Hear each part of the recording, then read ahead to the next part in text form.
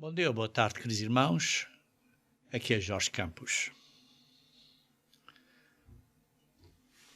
No Antigo Testamento lemos quando os israelitas saíram do Egito. E, como sabemos, foi o dia depois da Páscoa, ou aliás, na noite depois da Páscoa, e saíram à pressa. Como lemos em Êxodos capítulo 12, versículo 22, dá uma instrução aí a dizer, olha, tomai o molho de hisopo, molhar no sangue que estiver na bacia, isto é daquele sangue do cordeiro, e marcai a verga da porta e as suas ombreiras com o sangue que estiver na bacia, e nenhum de vós saia da porta da vossa casa até pela manhã. E assim aconteceu. E vemos que no versículo 29 disse, aconteceu que à meia-noite feriu o Senhor todos os primogênitos na terra do Egito, desde o primogênito de Faraó, que se sentava no seu trono, até o primogênito cativo, que estava na enxovia, e todos os primogênitos animais. Mas os israelitas foram protegidos. Deus passou por cima dos israelitas, aqueles que tinham esse sangue nas portas. Depois foram ditos para saírem. Lemos no versículo 31. Naquela mesma noite, Faraó chamou Moisés e Arão, mas como sabemos que eles foram ditos para não saírem de casa até pela manhã, como lemos no versículo 22. E está claro, não iam desobedecer a Deus, e por isso esperaram até que amanhecesse, e então depois, sim, foram a Faraó, e diz assim, Faraó a eles, levantai-vos, saí do meio do meu povo, tanto vós como os filhos de Israel, e ido, servi ao Senhor, como tens dito. Então, saiam depressa. E aqui vemos a saída do Egito. A saída do Egito, que foi uma saída à pressa. E hoje, queridos irmãos, vamos analisar essa saída do Egito de um ponto espiritual. Um significado espiritual da saída do Egito. Porque a saída do Egito simboliza saindo do pecado. E, ao mesmo tempo, saíram do Egito e não tiveram tempo de levar fermento para levedar o pão. E, por isso, temos os dias dos pães asmos que se seguem por 7 dias, que também representam tirar o pecado da nossa vida. Isto, está claro, irmãos, é simbólico, mas estas coisas físicas, estes simbolismos físicos, são simplesmente pontos de educação, de treino, para nós nos lembrarmos de pontos espirituais. E por isso lemos aqui que, então, eles... diz assim, os egípcios apertavam com o povo, no versículo 33, de Êxodo 12, apressando-se em lançá-los fora da terra, pois diziam, todos morreremos. E diz assim, e o povo tomou a sua massa antes que levedasse, versículo 34, e as amassadeiras atadas em trouxas com os seus vestidos sobre os ombros. E então o povo saíram assim. Mas está claro, imagine este povo todo, cerca de 600 mil homens e mais mulheres, isso eram pessoas adultas e mais crianças, provavelmente estávamos a falar em excesso de 2,5 milhões ou talvez até 3 milhões de pessoas.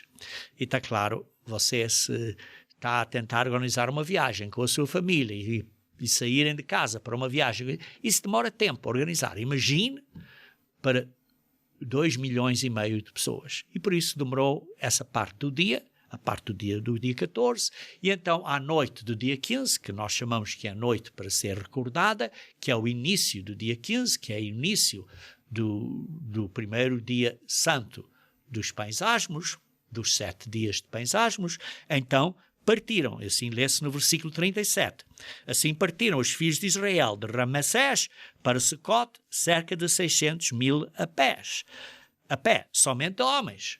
Por isso estão a ver, possivelmente seria, sem contar mulheres e crianças. Subiu também com eles um misto de gente, e além disso eram ovelhas, gado, muitíssimos animais.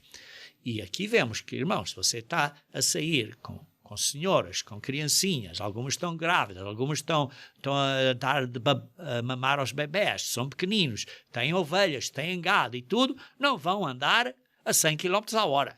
Vão andar devagarinho, com o gado, com a família, vão andando. E isso demora tempo. E então eles saíram. E vemos aí que eles saíram, que foi nesse primeiro dia dos pães asmos, que era um sábado anual. Um dia de convocação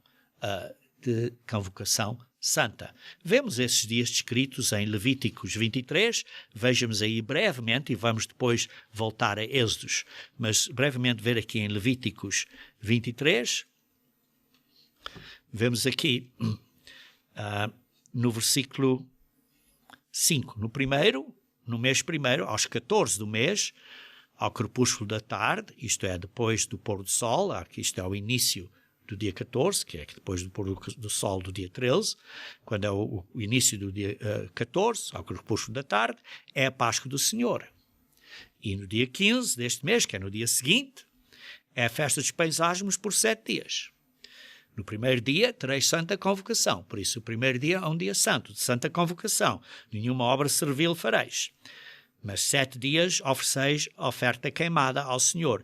E ao 7º dia, por isso é no primeiro dia e no 7º dia, haverá também santa convocação. Nenhuma obra servil fareis. E por isso estamos a ver aqui que é o período dos pães asmos em que eles saíram. E vemos também aqui em que no versículo 42 de Êxodos 12, vemos também no versículo 42 de Êxodos 12, diz assim, esta noite se observará ao Senhor. Uma noite muito observada, ou muito guardada, ou que é guardada anualmente. Porquê? Porque foi a noite que nela os tirou da terra do Egito, é a noite do Senhor que devem todos os filhos de Israel comemorar nas suas congregações. Por isso, fazendo isto bem claro, na noite do início do dia 14, celebraram a Páscoa. Não eram para sair de casa até ao amanhecer. À meia-noite, o Senhor passou por cima dos israelitas, mas os gentios, os egípcios, todos morreram dos primogênitos, não só das pessoas, mas dos animais. E por isso vemos que na noite do 14, como sabem, os dias de Deus, na maneira que Deus vê os dias, começam com a noite e depois com a parte do dia. Começam com a noite e depois com a parte do dia. Na noite, ao início do dia 14, comeram o cordeiro, puseram sangue nas vegas, nas ombreiras e na verga da porta, e à meia-noite os primogênitos dos egípcios faleceram. Eles não eram para sair de casa até amanhã, ao amanhecer. Moisés então chamou-lhes, olha, saiam. Mas eles não podiam sair até amanhecer. Como eram 600 mil homens, só homens, além de mulheres e crianças, por isso como eram mais de 2 milhões de pessoas, demorou um tempo durante esse dia, e durante esse dia, então, prepararam as coisas e começaram a sair. Mas, como lemos no versículo 42, saíram à noite. Isto é à noite, isto é ao início do dia 15. Ao início do dia 15, à noite, o primeiro dia dos pães asmos. Saíram essa noite, e então isso é comemorado. Então, começaram a sair durante essa noite, saíram, e então já tinham andado um bocadinho, e como sabemos, estamos a ver aqui que levavam gado e criancinhas e tudo, não iam a grande velocidade, e então no dia seguinte, que era a parte do dia do sábado, descansaram um bocadinho, e depois tiveram, digamos assim, um culto, porque era um sermão. E é o que se lê no capítulo 13 de Êxodos 13, no primeiro dia dos pães asmos. Disse o Senhor a Moisés, consagra-me todo o primogênito, que abra a madre da sua mãe, entre os filhos de Israel, tanto de homens como de animais é meu. Disse Moisés ao povo, lembrai-vos deste mesmo dia que saíste do Egito. Por isso foi o sermão nesse mesmo dia, o primeiro dia, o dia 15. Começaram a sair à noite, que é a parte inicial. E depois descansaram um bocadinho na manhã e depois à tarde, digamos assim, possivelmente à tarde. Então tiveram este sermão, depois descansarem um pouco. Pois com mão forte o Senhor vos tirou de lá. Portanto, não comereis pão levedado. Hoje, mês de Abib, estás saindo. No primeiro mês, no dia 15, estás saindo. E por isso vê-se aqui que eles saíram nesse dia. E depois vê-se aqui no versículo 7 e 8, diz assim: 7 dias se comerão pães asmos, e levedado não se encontrará contigo, nem ainda fermento será encontrado em todo o território. Por isso, estes 7 dias de pães asmos não são dias que não têm fermento. Porquê? Porque já tiraram antes dos pães asmos. Naquele mesmo dia contarás a teu filho: é isto que o Senhor me fez quando saí do Egito. E esse será sinal na tua mão e memorial entre os teus olhos, para que a lei do Senhor esteja na tua boca, pois com a mão forte o Senhor te tirou do Egito. Portanto, guardarás esta ordenança no tempo do determinado tempo, de ano em ano. Isto é para ser observado anualmente. E por isso está aqui esta lição, que é para ser observada anualmente. Todo o fermento é tirado e aí então está um significado espiritual para nós.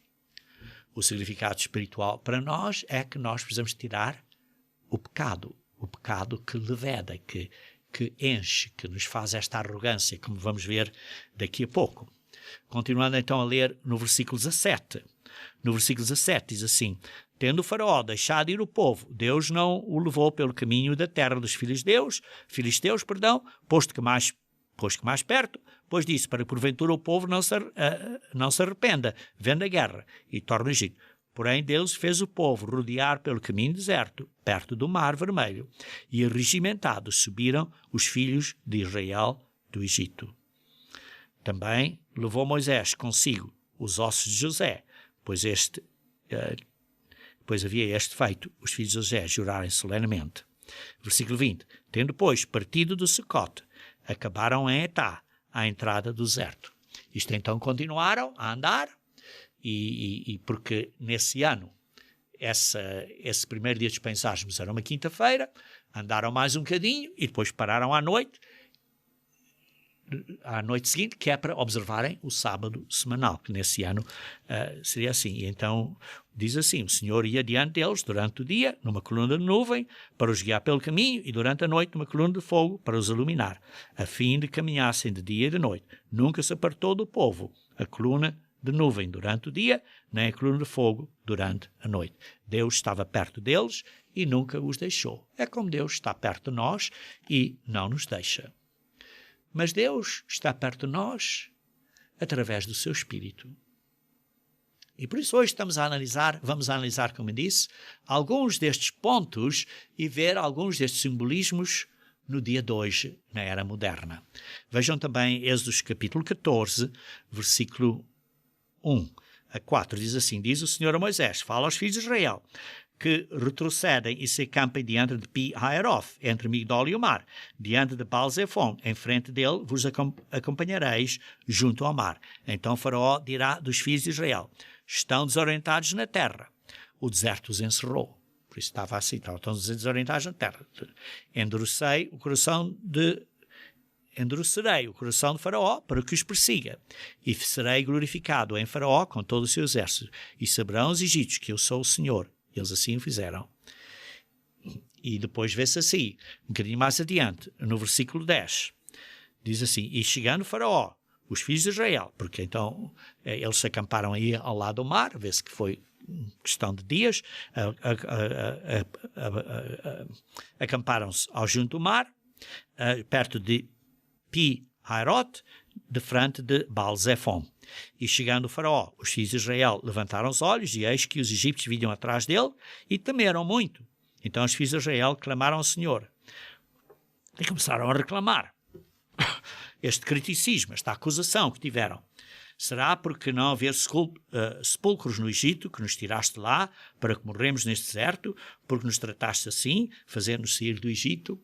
E aqui está um ponto. Quando, por exemplo, somos batizados, ou quando estamos a seguir o caminho de Deus, estamos a caminho do batismo, vai haver dificuldades. Vai haver dificuldades.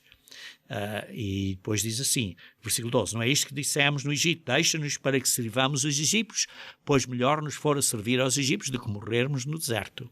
E começaram a olhar para trás, e começaram a ver, olha, mas Deus diz, não tenham medo, não estejam aquietados.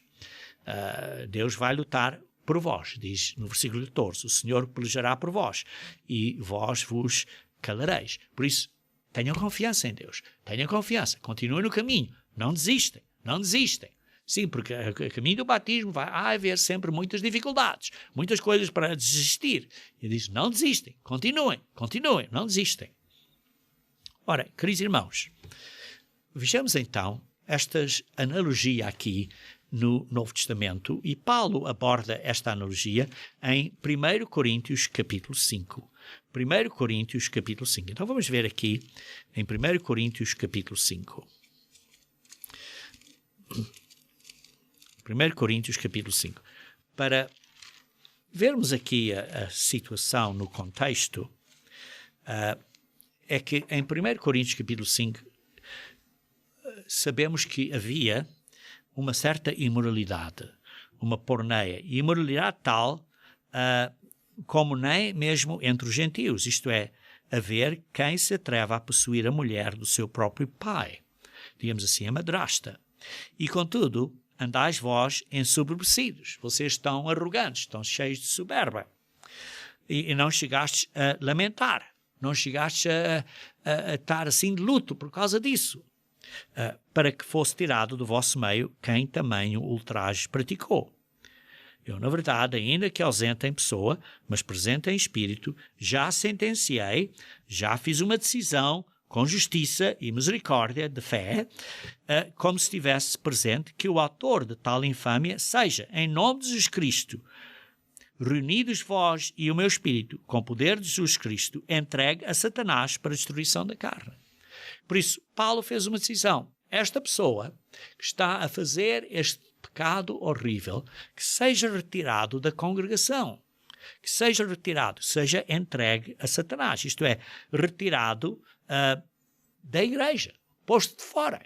Não pode estar a conviver com os irmãos. Para a destruição da carne. O que isso quer dizer?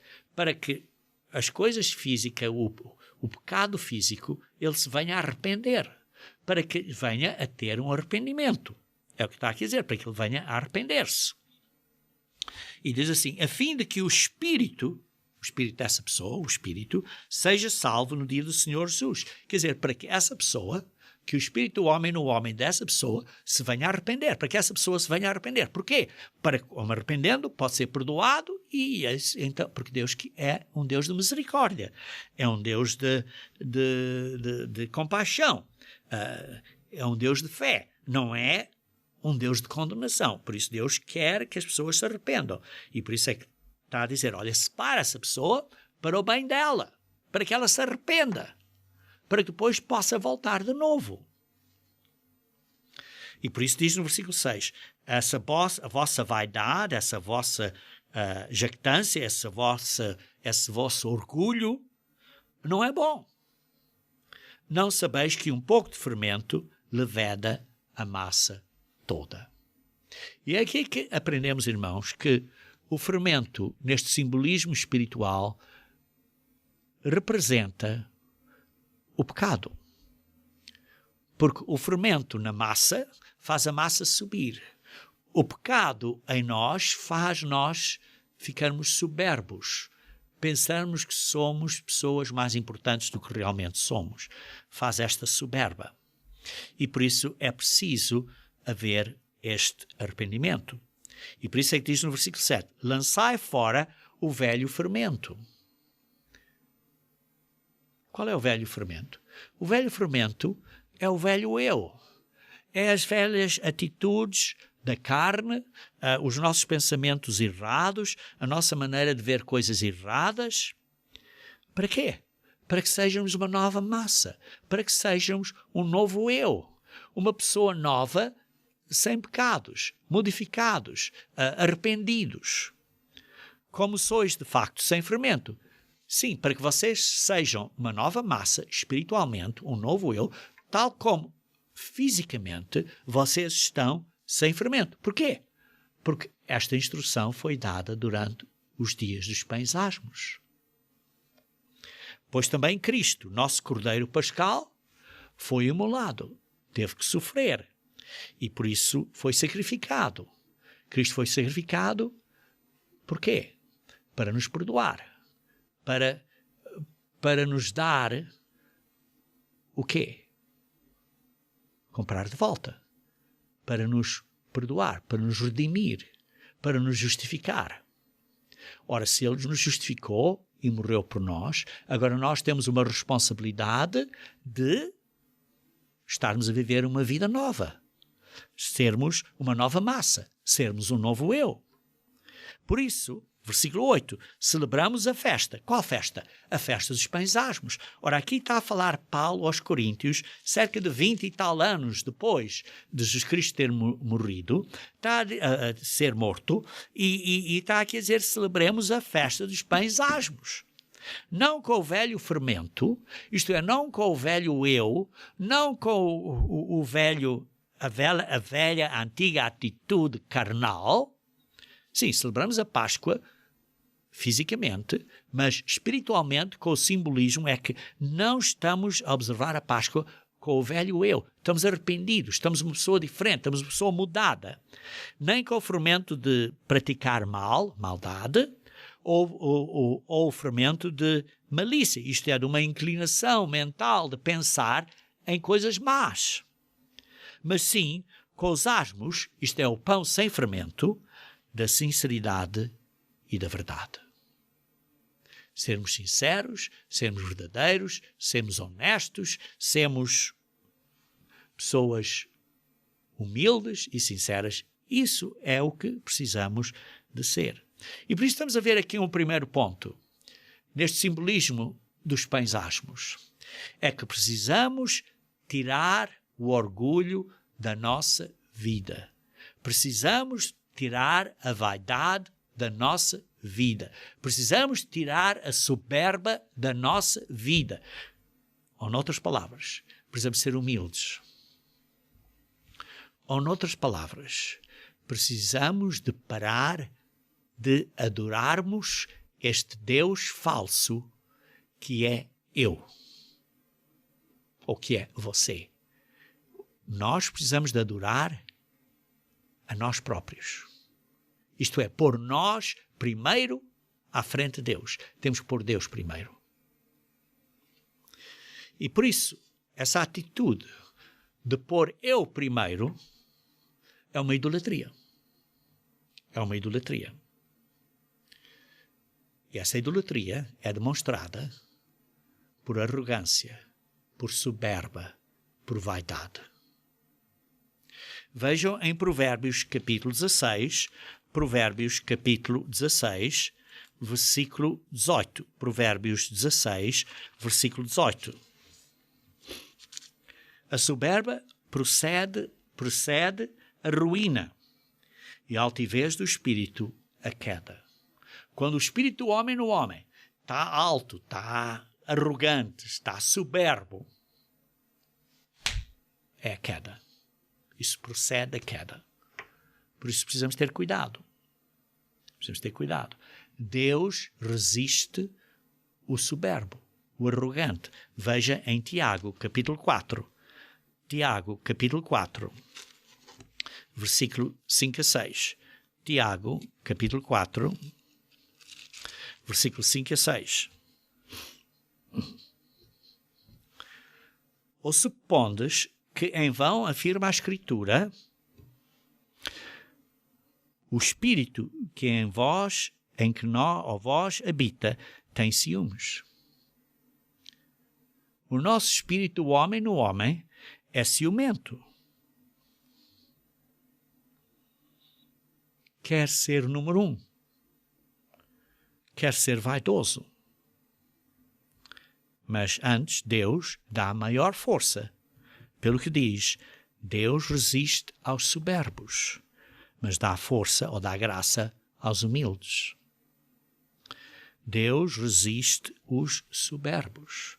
Deus resiste o orgulho. Deus resiste a vaidade. Deus resiste quando você faz de você mesmo número 1. Deus resiste quando você faz um Deus de você mesmo. Esta é uma grande idolatria hoje em dia. Queridos irmãos, o início do pecado de Satanás foi falta de humildade. Ele se ensoberbeceu, pensou que é mais importante, que ia subir ao trono de Deus, ser igual a Deus. E por isso é que Jesus Cristo, no primeiro sermão que ele deu, que é o Sermão do Monte, que lemos em Mateus 5, começou esse sermão, Mateus 5, 6 e 7, nestes 3 capítulos, começou esse sermão a dar a instrução das bem-aventuranças. Vamos então ver em Mateus 5, versículo 3. Mateus 5, versículo 3.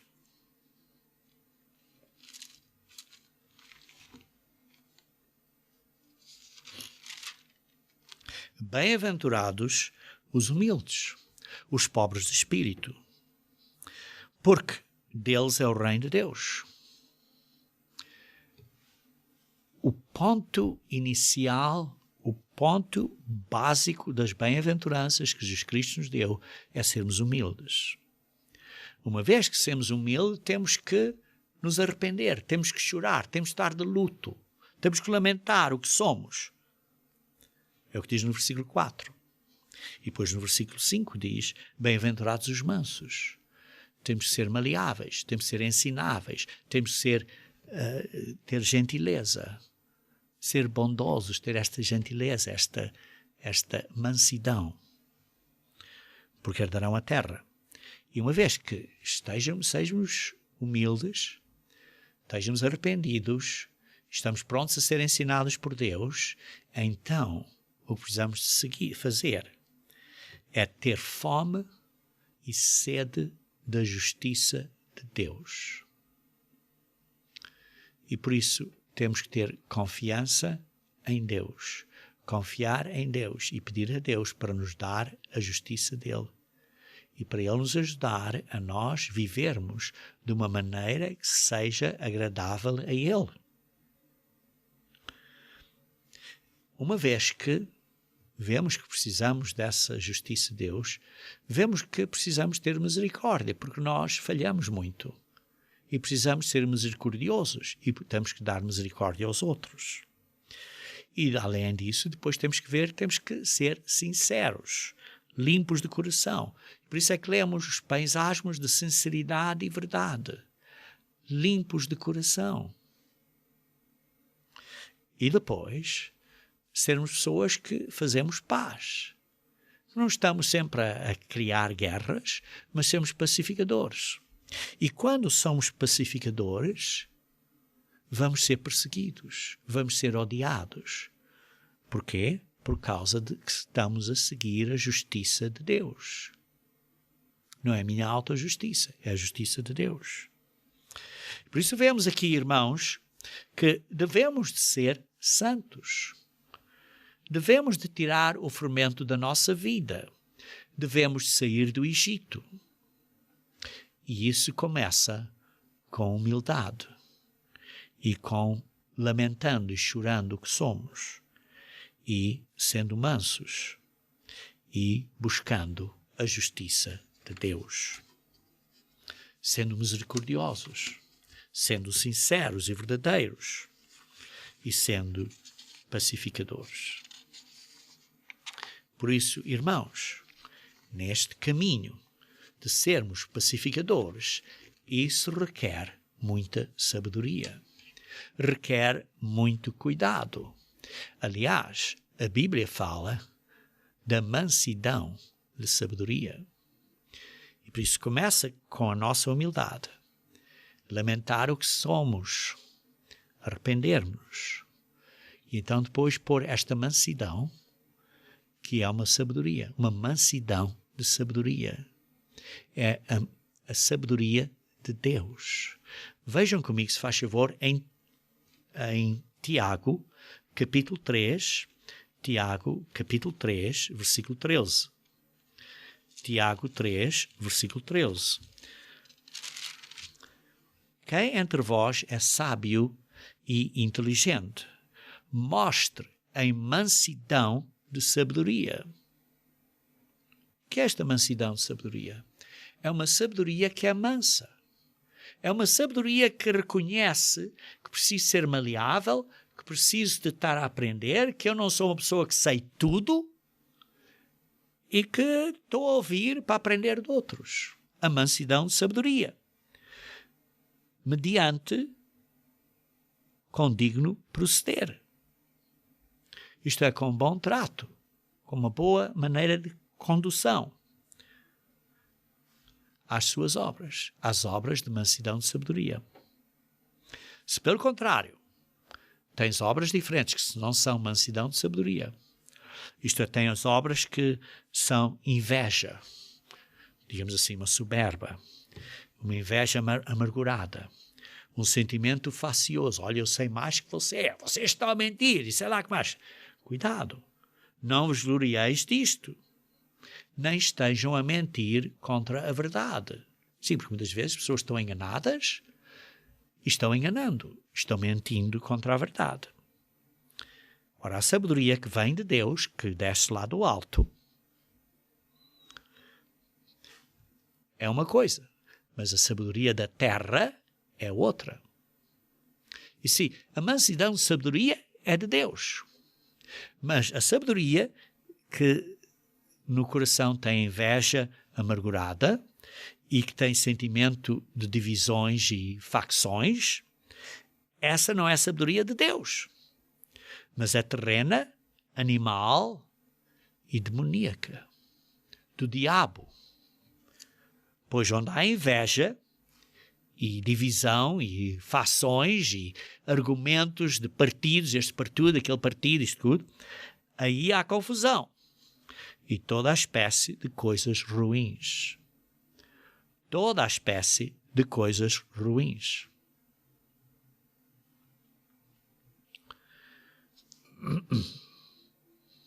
Por isso, queridos irmãos, continuando então a ler no versículo 17. A sabedoria, porém, de Deus, lá do alto, a mansidão de sabedoria, a sabedoria que tem esta mansidão, que tem esta humildade e maleável e ensinável, é pura.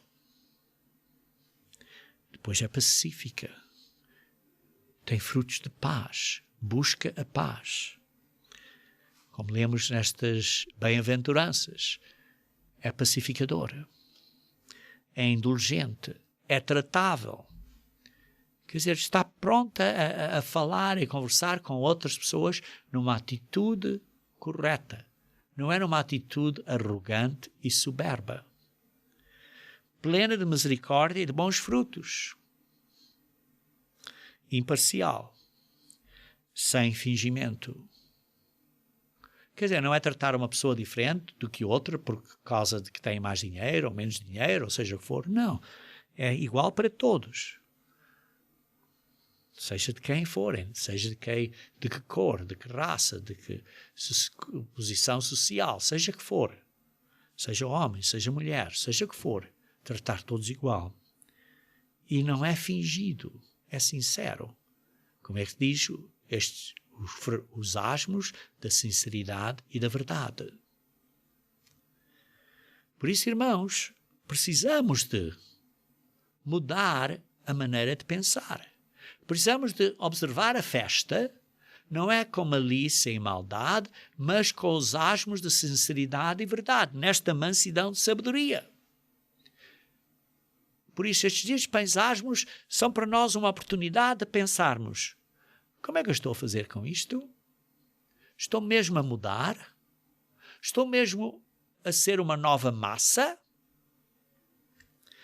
Versículo 18. Ora, é em paz que se semeia o fruto da justiça, para os que promovem a paz. São pacificadores. Esta bem-aventurança, somos pacificadores. Mas a sabedoria do mundo causa divisões, como vemos. Veja como Paulo descreveu um ponto aqui importante acerca de divisões em 1 Coríntios capítulo 11. 1 Coríntios capítulo 11, versículo 17.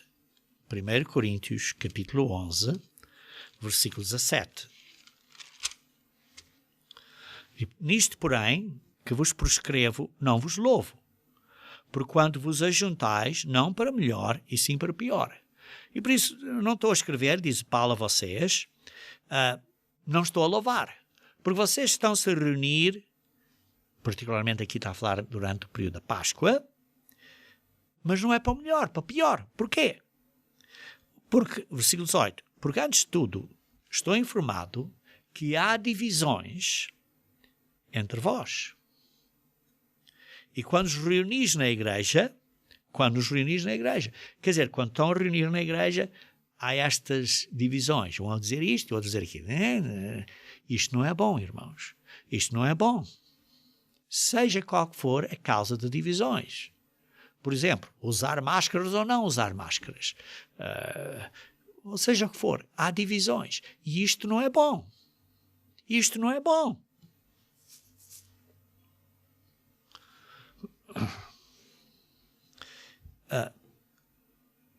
E em parte eu acredito nisso. Acredito que haja divisões entre vocês. Porquê? Porque até mesmo importa, até mesmo é preciso que haja partidos entre vós, haja divisões entre vós, para que também os exprovados se tornem conhecidos do vosso meio. Deus está claramente a abrir os corações das pessoas, e quando as pessoas começam a declarar desta maneira, isto torna-se muito evidente quem é um verdadeiro pacificador na mansidão de sabedoria e quem não é. Quem tem este espírito do mundão, do maligno, ou quem tem a mansidão de sabedoria. E por isso continua a dizer assim no versículo 20. Quando, pois, nos vos reuni no mesmo lugar, por exemplo, para a Páscoa, não é a ceia do Senhor que estamos a comer. Se vocês querem fazer ceia, façam isso em casa. A Páscoa no Novo Testamento não é a ceia. É o que Paulo está aqui a dizer. Leiam isso com cuidado. Paulo está a dizer a Páscoa no Novo Testamento é os novos símbolos que Jesus Cristo introduziu. Introduziu na noite em que foi traído, como lemos no versículo 23.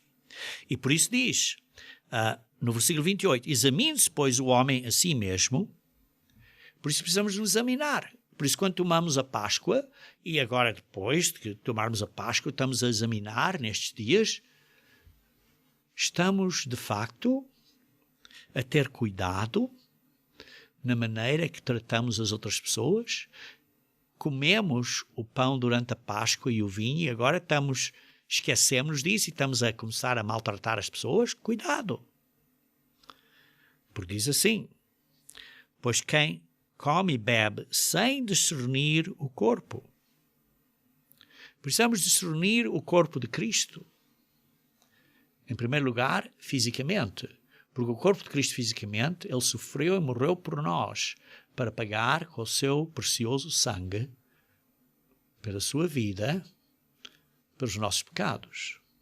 Mas, em segundo lugar, precisamos discernir o corpo espiritual de Cristo, que é a Igreja de Deus, para termos cuidado como tratamos os irmãos e as irmãs, com amor, com carinho, com respeito. Diz assim, no versículo 29, porque se não discernirmos o corpo, principalmente o corpo de Cristo, neste caso, do Senhor, come e bebe juízo para com você, físico e espiritual. Versículo 30, essa é a razão que há entre vós muitos fracos e doentes, e não poucos que já morreram por causa de divisões que há entre vocês. Porque se nos julgarmos a nós próprios, Deus não nos vai ter que julgar. Hoje em dia estamos no dia de juízo da igreja. Temos que nos julgar a nós próprios. O dia de juízo do mundo virá depois, quando vão ter que ser julgados. Mas hoje em dia estamos a ser julgados. Ainda não estamos a ser condenados, mas estamos a ser julgados. Estamos a julgar a nós próprios. Para quê? Para não sermos julgados no dia final por Cristo.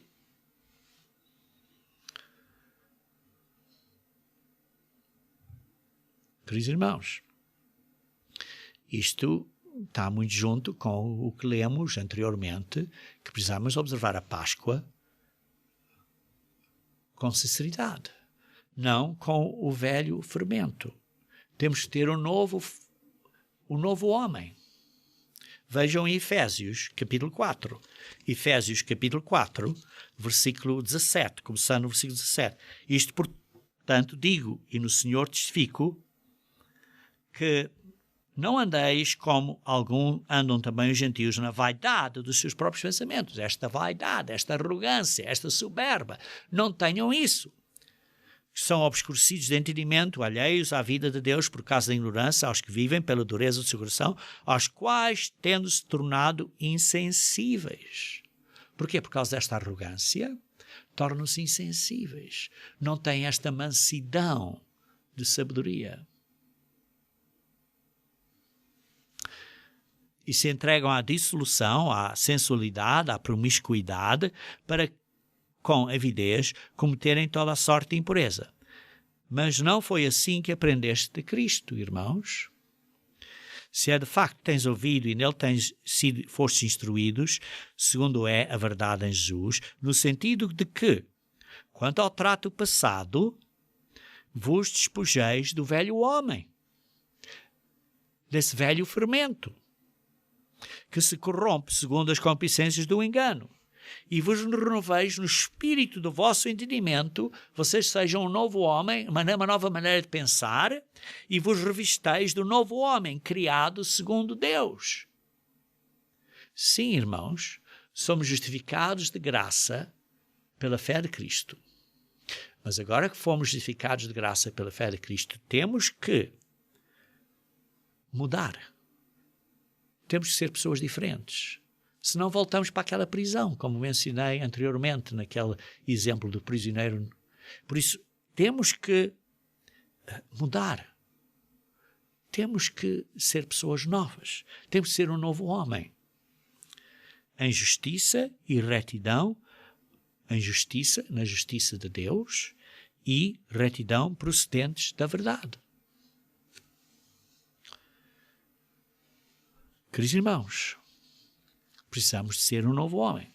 E por isso, quando estamos nos dias dos pães asmos, precisamos tirar esta arrogância, mas outra coisa que fazemos, comemos pães asmos durante 7 dias. Ora, 7 quer dizer, significa completamente, e pães asmos significa sem pecado, mas isto é comer o pão da vida.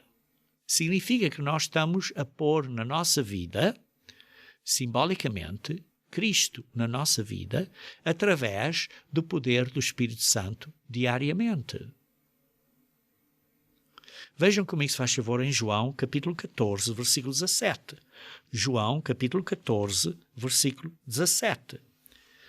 Diz o Espírito da verdade que o mundo não pode receber, porque não o vê, nem o conhece, mas vós o conheceis, porque ele habita convosco e estará em vós. Aqui está a dizer que o Espírito de Deus estava com eles, mas ainda não estava neles. Porquê? Porque ainda não tinham recebido o Espírito Santo no dia de Pentecostes, e nós, por exemplo, uma pessoa que ainda não está batizada, já tem o Espírito Santo a trabalhar com eles, mas ainda não está neles. E por isso já está a aprender as verdades de Deus e está a responder, mas ainda não tem o Espírito Santo nele. E não foi gerado pelo Espírito Santo como um filho e filha de Deus. Esta geração, esta nova criação de uma nova pessoa, do novo ser, ainda não foi feita, não foi completada. Ora, é simbolicamente, como no Antigo Testamento, que a glória de Shekinah, no templo estava com eles, mas não estava dentro deles, não estava no coração deles. Mas hoje em dia a glória de Deus pode estar em nós, que é o Espírito Santo de Deus em nós. Isto é, Cristo e o Pai podem viver em nós através deste poder do Espírito Santo, deste sentimento, desta essência de Deus em nós. E por isso, você quer estar perto de Deus? Se te aproximares a Deus, Ele se aproximará a ti. Mas se te afastes de Deus com os teus pecados, Ele se afastará de ti. Ora, Deus sim te justificou de graça, mas agora temos que estar a seguir o caminho de Deus, e então quando seguimos o caminho de Deus, Deus diz em Atos 5, versículo 32, diz: aqueles que obedecem a Deus, Deus dá o seu Espírito. Por isso Deus dá-nos o Espírito conforme vamos obedecendo a Deus, conforme vamos praticando mais. E por isso isto depende em nós. Ora, aqui temos uma alternativa.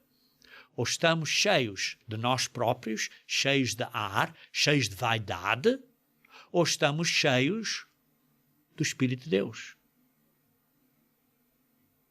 E por isso precisamos de estar cheios do Espírito de Deus. Precisamos de permitir que o Espírito de Deus esteja em nós, não com a nossa arrogância, mas a nossa humildade, com a nossa mansidão de sabedoria, e a deixar o Espírito de Deus estar em nós.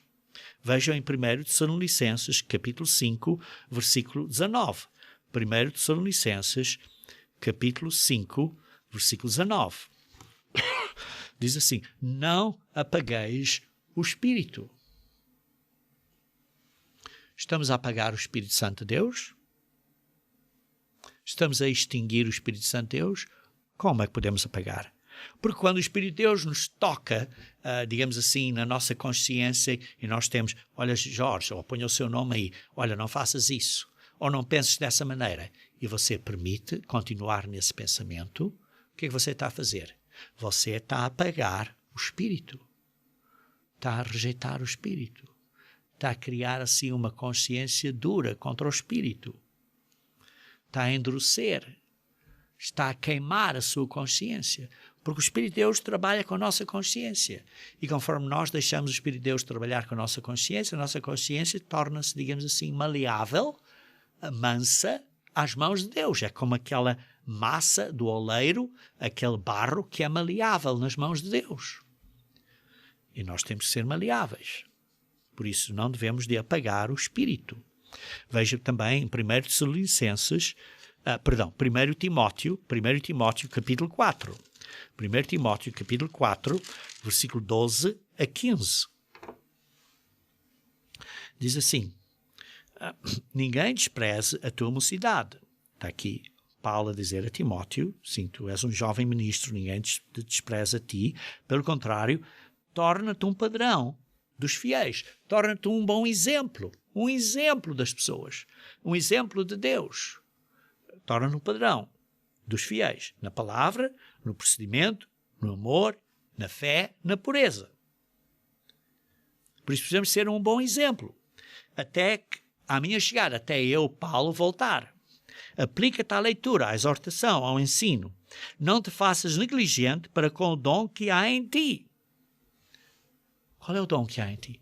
É o Espírito Santo, o qual te foi concedido mediante a profecia, isto é, a pregação, a oração, com a imposição das mãos do ministro de Jesus Cristo.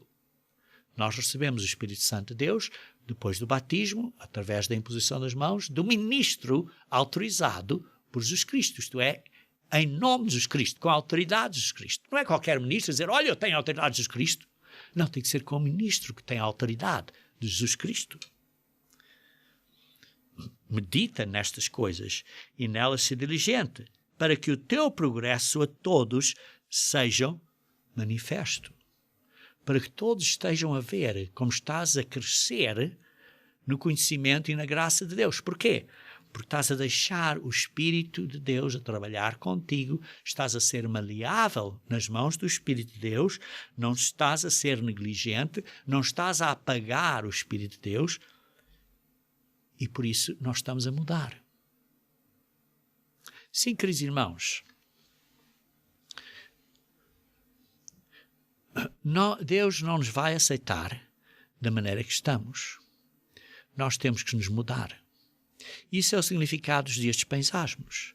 Temos que mudar. Temos que arrepender. Tem que haver arrependimento e temos que ser um novo homem. Tem que haver uma mudança. Sim, somos justificados de graça. Mas uma vez justificados, precisamos de continuar a ser santificados pela obra do Espírito Santo. Por isso, irmãos, queremos estar perto de Deus?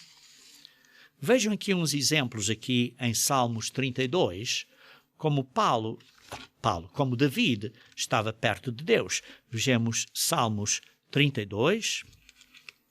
Salmos 32, aqui David está a orar e diz, no versículo 3, diz assim: enquanto calei os meus pecados, envelheceram os meus ossos pelos meus constantes gemidos todos os dias. E versículo 4, porque a tua mão pesava dia e noite sobre mim, e o meu vigor se calou em seguidão de estio. Confessei-te o meu pecado. Quer dizer, quando estava calado, não dizia nada e tinha estes pecados aqui, a coisa estava difícil. Mas quando eu abri o meu coração para Deus, sim, Deus vê tudo. Mas Deus quer ver que nós tenhamos esse coração que queremos mudar. E por isso, quando confessei o meu pecado e confessei a minha iniquidade, não mais a ocultei. E disse, confessarei ao Senhor as minhas transgressões. E não é só confessar, é deixar. É ser um arrependimento de verdade. Tu perdoaste a iniquidade do meu pecado. Vejam um bocadinho mais adiante no versículo 8. Instruir-te-ei e te ensinarei o caminho que deves seguir. Sim, Deus nos vai instruir. Conforme nós arrependemos, conforme nós, por exemplo, vemos que temos que guardar o sábado. Então começamos a guardar o sábado, começamos a praticar o que Deus diz para nós praticarmos, o que nós sabemos, conforme praticamos, então Ele nos vai ajudar a entender outras coisas. Vai ajudar a crescer. Mas se rejeitamos isso e somos altivos e arrogantes, olha, não é assim, estamos a apagar o Espírito de Deus. Mas quando nós ouvimos e arrependemos e estamos a ser ensinados e estamos a confessar e a deixar, diz assim, instruir-te-ei e te ensinarei o caminho que deves seguir e sobre as minhas vistas te darei conselho. Por isso, não sejas como o cavalo ou a mula, sem entendimento. Sim, não sejas desse género, como o cavalo ou a mula sem entendimento, os quais com freios e cabrestos são dominados, de outra sorte não te obedecem. Sim, não sejas como um cavalo que tem que ter estes freios e coisas para dominar. Não, Deus não nos domina. Deus, pelo seu Espírito, nos guia. Mas nós temos que livremente, de livre vontade, seguir o ensino e o caminho de Deus. E por isso precisamos de praticar o amor. Precisamos de seguir este novo e vivo caminho, de demonstrar amor para com os irmãos, ter convivência com os irmãos, ter esta unidade de amor, um vínculo da perfeição, que é a unidade de amor.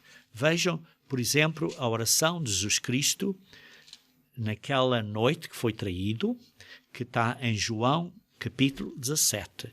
João capítulo 17. Oração de Jesus Cristo, vamos ler só alguns versículos aqui, de João 17.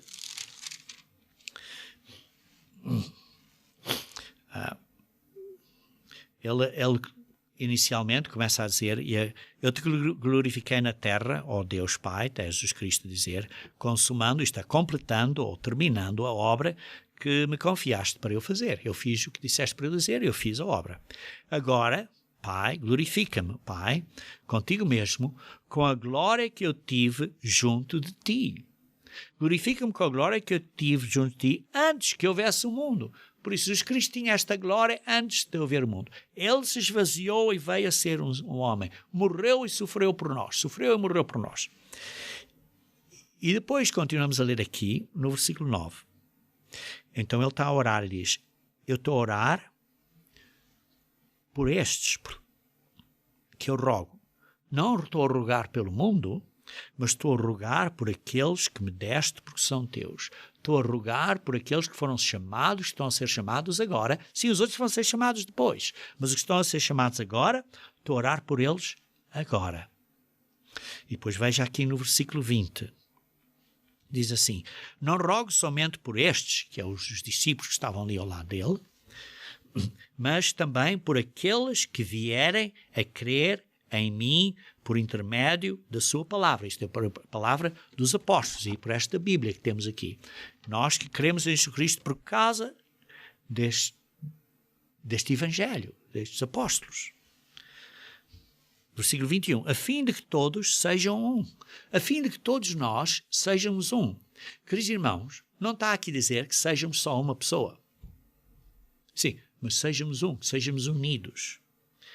Como és tu, ó Pai, em mim e eu em ti, também eles sejam um em nós, para que o mundo creia que tu me enviaste. Eu lhes tenho transmitido a glória que me tens dado, para que sejam um como nós. Eu neles e tu em mim, a fim de que sejam aperfeiçoados na unidade. Queridos irmãos, qual é a unidade? Qual é o vínculo da perfeição? O vínculo da perfeição é o amor, irmãos. É o amor. Sejam aperfeiçoados na unidade, em amor, em carinho, uns para com os outros. Por isso, queridos irmãos, precisamos de orar todos os dias que Deus nos dê o seu Espírito Santo, o pão de cada dia. O pão sem fermento de cada dia, o pão do céu, que é o Espírito Santo, e que o pão da vida, que é Cristo, vive em nós através do poder do Espírito Santo. Vejam em Lucas, capítulo 11. Em Lucas, capítulo 11, temos aqui a oração modelo. Lucas, capítulo 11, vamos ler aqui no versículo 3, que diz assim, na oração do modelo, que diz assim, o pão cotidiano dá-nos de dia em dia. E é fácil nós pensarmos, e não está a dizer que esteja incorreto, mas é fácil pensarmos simplesmente que é o pão físico. Mas está aqui a dizer algo mais profundo que isto. Porque vemos aqui, a partir do versículo 5, a parábola do amigo importuno, a dizer, olha, tenho aqui um amigo, pessoas que vieram, estão à minha casa, e ele então bate à porta à meia-noite. Olha, tenho aqui pessoas, eu preciso de pão. E a pessoa diz, olha, deixa-me dormir, mas continua a bater. Preciso de pão. E porque a pessoa é importuna, o que é que ele faz? Por causa dessa importunação, diz assim no versículo 8, lhe dará tudo o que tiver necessidade, vai-lhe dar o pão. Esta é a parábola. Depois Jesus Cristo explica a parábola. Por isso vos digo, versículo 9 de Lucas 11, por isso vos digo, pedi e dar-se-vos-á, buscai e achareis, batei e abrir-vos-á. Pois todo o que pede recebe, e o que busca encontra, e a quem bate abrir-se-lhe-á. Qual dentre vós é o pai que, se o filho lhe pedir pão, vai dar uma pedra? Se o seu filho vier a você pedir pão, você vai dar a ele uma pedra? E se o seu filho pedir a você um peixe, você vai dar uma cobra? E se eu pedir um ovo, você vai dar um escorpião? Claro que não. Ora, se vós, que sois maus, sabeis dar boas dávidas aos vossos filhos, eu estou a falar aqui de dar pão, dar comida. Quanto mais o Pai Celestial dará o Espírito Santo àqueles que lhe pedirem. E por isso nós, quando pedimos e oramos a Deus, devemos de pedir e orar a Deus diariamente e pedir a Deus pelo nosso pão cotidiano de dia a dia, e este pão cotidiano é o pão da vida. Ou, noutras palavras, é o Espírito Santo, é Cristo em nós, através do poder do Espírito Santo. Queridos irmãos, hoje vimos que precisamos sair do Egito. Isto é uma analogia espiritual. Conforme saímos do Egito, temos que tirar essa soberba, esse pecado, esse fermento. Isto é, temos que ser como um pão levedado, o pão asmo, sem fermento, sem pecado, sem arrogância, sem soberba. Temos que igualmente considerar a mansidão de sabedoria, esta gentileza, este carinho, esta atitude de ser maleável e ensinável para produzir paz. E temos que orar diariamente pelo pão espiritual de Deus, o pão do céu, que é Cristo em nós, através do Espírito Santo de Deus. Que Deus vos ajude, não só durante o período de 7 dias dos pães asmos, mas que usem este simbolismo destes 7 dias dos pães asmos na nossa vida permanentemente e completamente. Por isso é que é o significado dos 7 dias. Usemos isto completamente na nossa vida para não nos esquecermos e pormos em prática todos os dias que precisamos de ser humildes, precisamos de ser mansos em sabedoria e precisamos do Espírito Santo de Deus todos os dias. Que a paz do Senhor e a graça do Senhor esteja com todos vós.